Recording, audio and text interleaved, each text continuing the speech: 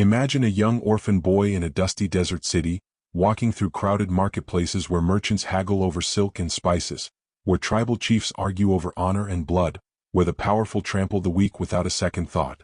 Now imagine that same boy growing into a man so honest, so trustworthy, that even his fiercest enemies would leave their most precious belongings in his care, knowing without a shadow of doubt that they would be returned exactly as they were left. They called him Al-Amin, the Trustworthy One. This is where our story begins, not with headlines, not with conflict, not with the noise of the modern world, but with a single human being whose character quietly reshaped the course of history. His name was Muhammad, and what he brought to the world nearly 1400 years ago continues to guide the hearts of 1.8 billion people today. But before we go further into his story, let's pause and ask a simple, honest question. What is Islam really? Not the version filtered through fear, not the version reduced to headlines and stereotypes, but the version lived quietly, faithfully, and beautifully by ordinary people in nearly every corner of this earth. If you grew up in the West over the last 2 decades, chances are the word Islam arrived in your life wrapped in tension. Maybe it was a news broadcast. Maybe it was a movie villain. Maybe it was a passing comment from someone who never actually sat down with a Muslim friend and asked them what they believed and why. It's understandable. Fear spreads faster than nuance, and tragedy makes louder headlines than daily kindness. But somewhere between the headlines and the reality, an entire civilization of faith, art, philosophy, science, and profound spiritual depth got lost. Today we're going to gently pull back that curtain, not to convince you of anything, not to debate you, but simply to introduce you to what thoughtful, faithful Muslims around the world actually believe, and why so many of them describe their faith not as a burden, but as the deepest source of peace in their lives. Let's start at the very heart of it. The word Islam itself comes from an Arabic root that means peace, and it also means submission, or more gently translated, surrender. Put those two ideas together and you get something quite beautiful. Islam, at its core, is the peace that comes from surrendering your life, your worries, your ego, and your fears to something greater than yourself. A person who practices this faith is called a Muslim, which simply means one who submits, one who has made peace with their Creator and, through that, hopes to make peace with the world around them. This is not a religion of conquest or control, despite what some portrayals suggest. At its root, linguistically and spiritually, it is a religion about laying down your burdens before God and finding rest. So who is this God that Muslims worship? Here is something that might surprise many Western viewers. Muslims do not believe they worship a different God than Jews or Christians. They believe quite firmly that there is only one God, the same God who spoke to Abraham, the same God who guided Moses out of Egypt, the same God who Christians believe sent Jesus as a messenger of mercy. In Arabic, this one God is called Allah, which is not the name of some separate deity, but simply the Arabic word for God, the exact word that Arabic-speaking Christians and Jews use as well when they pray.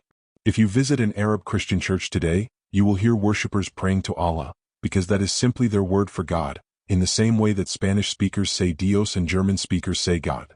This single, unshakable belief in one God, without partners, without division, without images or representations, is called Tawhid, and it sits at the absolute center of everything a Muslim believes and does.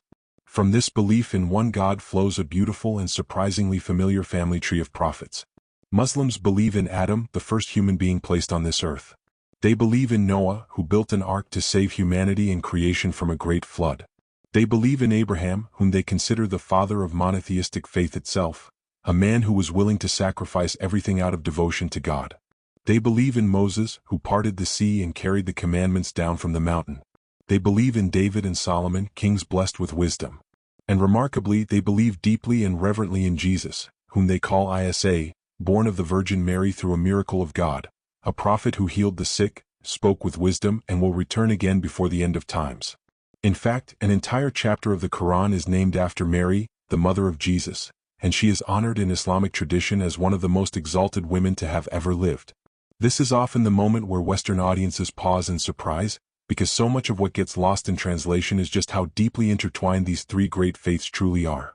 Muslims see themselves not as followers of some entirely foreign religion, but as continuing the very same story of faith that runs through Judaism and Christianity, with Muhammad as what they believe to be the final messenger in that long, unbroken chain of prophets sent to remind humanity of who they are and who they belong to. Now let's talk about Muhammad himself, the man at the center of this story, because understanding him is understanding Islam. He was born around the year 570 in the city of Mecca, in what is now Saudi Arabia, into a world of tribal rivalries, harsh desert survival, and deep social inequality. He never knew his father, who died before he was born, and he lost his mother when he was just 6 years old. Raised first by his grandfather and then by his uncle, young Muhammad grew up without wealth, without status, and without the safety net that most children take for granted. And yet, from this difficult beginning emerged a young man renowned throughout his city not for wealth or power, but for something far rarer, his unshakable honesty. Long before he received any revelation, long before anyone called him a prophet, the people of Mecca already trusted him more than they trusted their own relatives. Merchants entrusted him with their goods. Rivals entrusted him with their disputes, asking him to mediate conflicts because his fairness was beyond question. This is a detail that often gets buried under later headlines, but it deserves to be said clearly and repeated often. The man millions revere today built his reputation, brick by brick, on decades of quiet, unglamorous integrity, long before he ever spoke a word of scripture.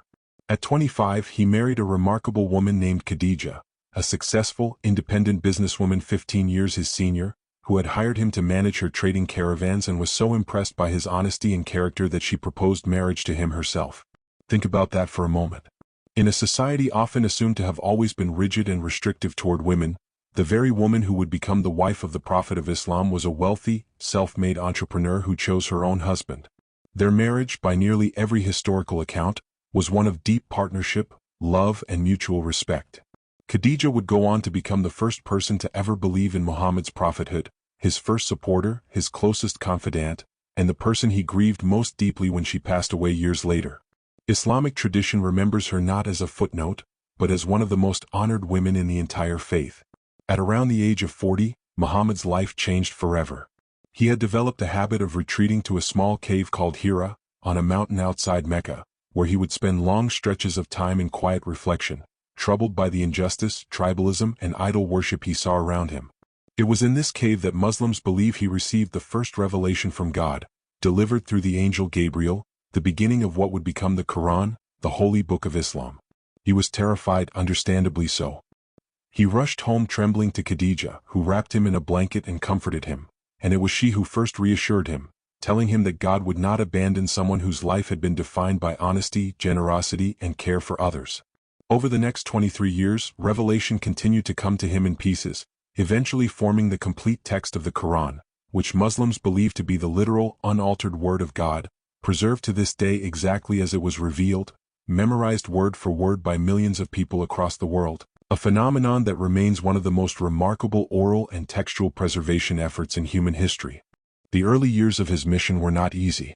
Preaching a message of one God in a city built around the worship of many idols threatened powerful interests, and Muhammad and his small community of followers faced boycotts, persecution, and violence.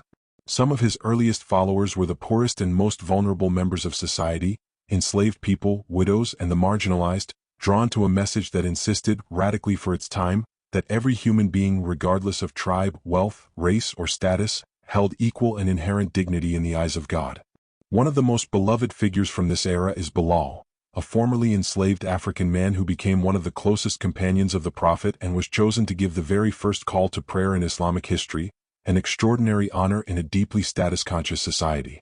Eventually, facing relentless persecution, Muhammad and his followers migrated from Mecca to the city of Medina, an event known as the Hijra, which marks the beginning of the Islamic calendar itself. It is worth pausing on that fact. Muslims did not choose to date their entire calendar from a military victory or a birth, but from an act of migration, of seeking refuge, of starting over in pursuit of peace and religious freedom. In Medina, something remarkable happened, something that rarely makes it into popular narratives about early Islamic history. Muhammad drafted what many historians consider one of the earliest written constitutions in human history, a document that established a framework for Muslims, Jews, and pagan tribes to live together in the same city under agreed principles of mutual protection, religious freedom, and shared civic responsibility. This was not a forced conversion. It was coexistence, codified in writing over 1400 years ago. Perhaps the most powerful chapter of his life came years later, when Muhammad and his followers finally returned to Mecca, the very city that had persecuted, exiled, and tried to destroy them, now with the power to do whatever they wished with their former oppressors. And what did he do? He declared a general amnesty. He forgave the people who had tortured his companions, who had killed his family members, who had driven him from his home. He forgave them freely without demanding revenge, without settling scores.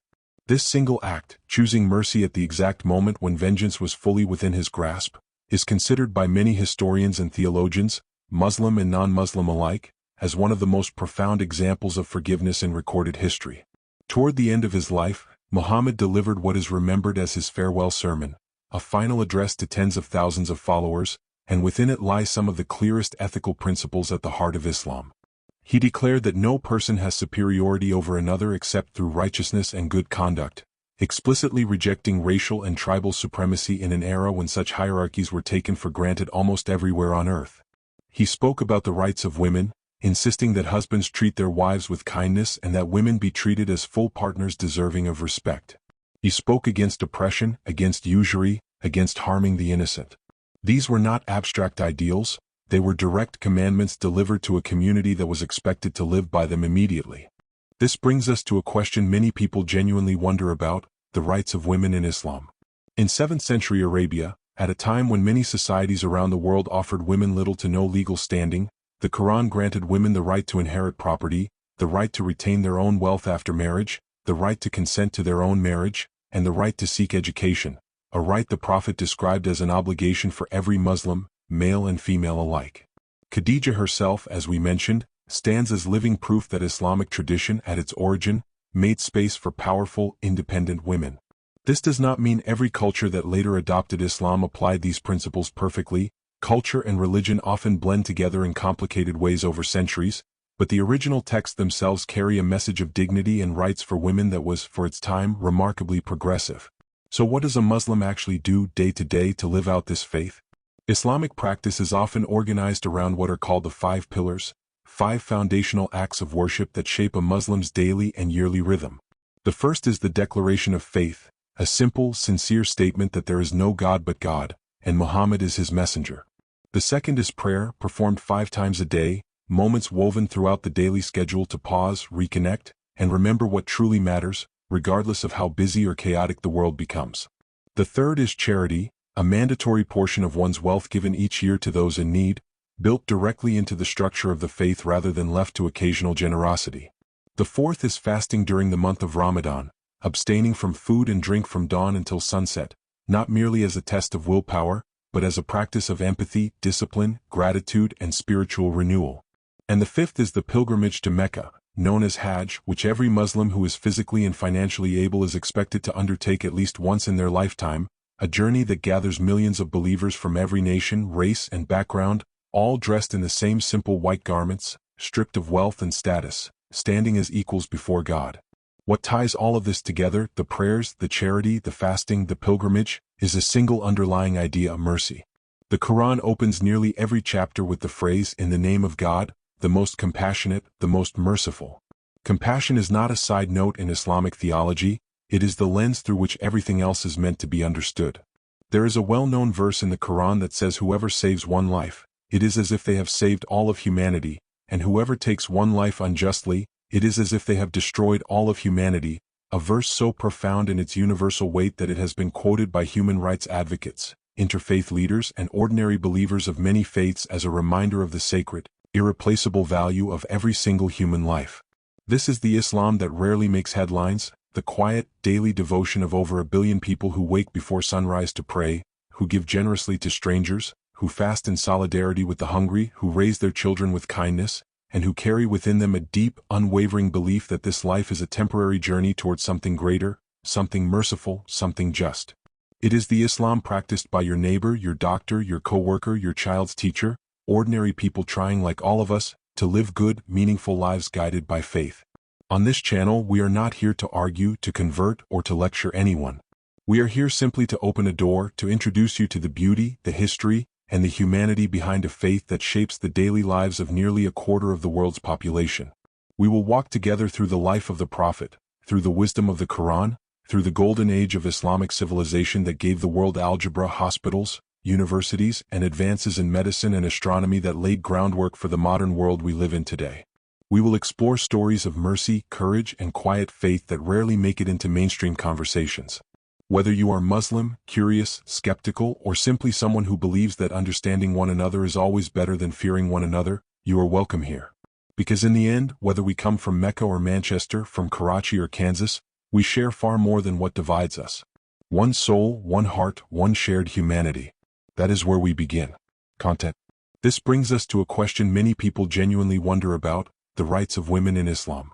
In 7th century Arabia, at a time when many societies around the world offered women little to no legal standing, the Quran granted women the right to inherit property, the right to retain their own we. Paste it.